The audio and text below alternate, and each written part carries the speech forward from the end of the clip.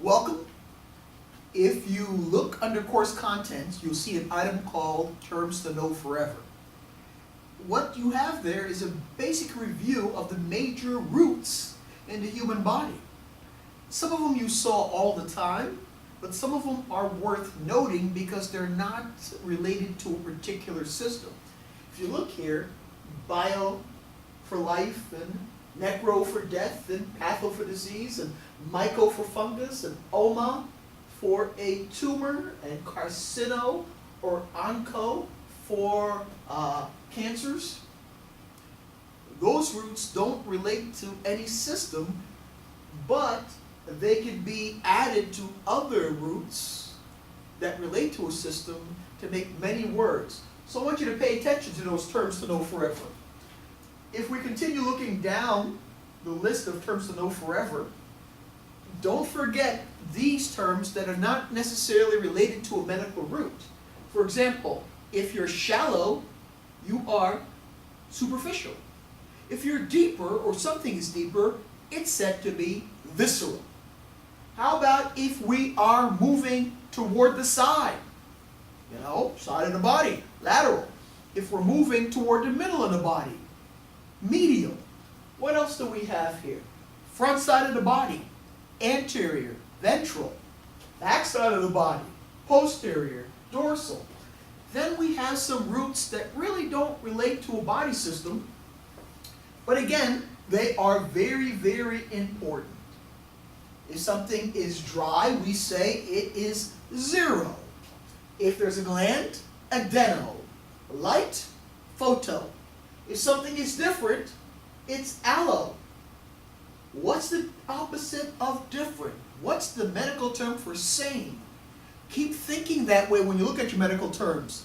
If something is different, what term means the same? You tell me. Xeno is foreign. Sclero is hard, and obviously the opposite of sclero is malacia for soft. Duro is tough. Here's one that messes people up. Phasia and phagia. There is a G in phagio. So phagio means to eat. Gutat, to eat. There's an S in phasia, and phasia basically means to speak. That's a way of keeping them separate in your mind. I definitely want you to know your colors in Latin. What would you say to a 30-year-old who did not know their colors? Something's wrong. In medical terminology, I expect you to know the colors of the rainbow, so to speak.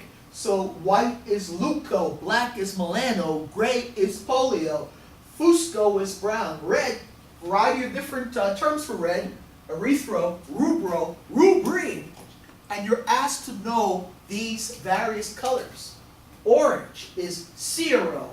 Now if you have yellow, the roots for yellow are lutheo, luteo, xantho, flavo.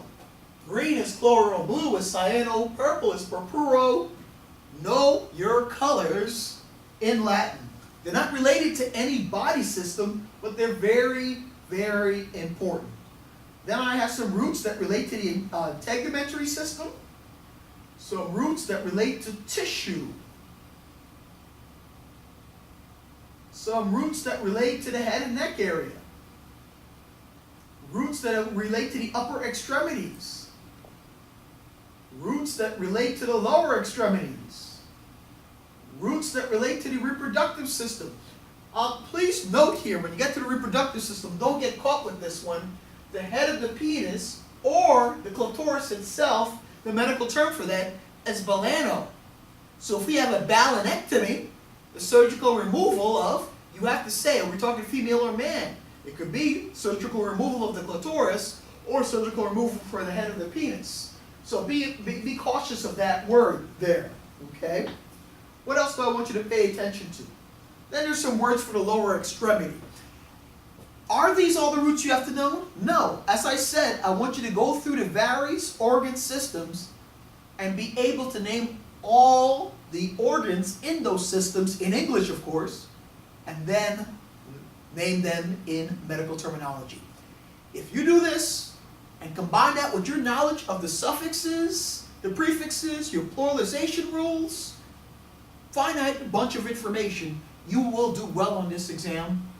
Good luck to you.